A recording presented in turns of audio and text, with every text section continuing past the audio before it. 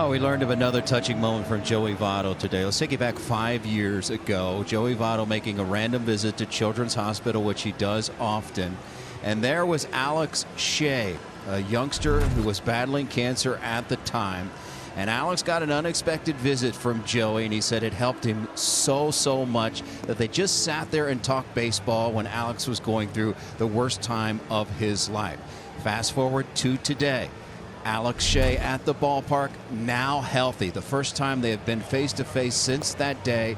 He is pitching for UC for 3 years now, so healthy and well.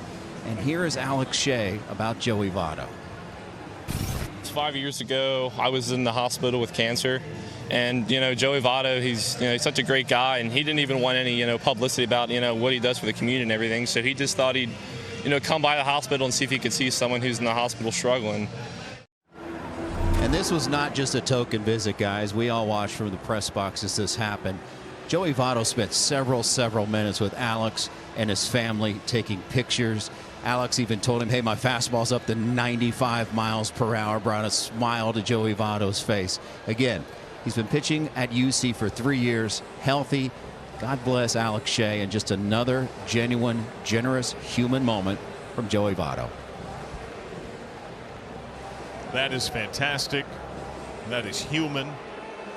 That's also the work of the Reds Clemente Award nominee. And he would shun that kind of attention. He does it to do it. You can vote for Joey Votto for this year's Roberto Clemente Award.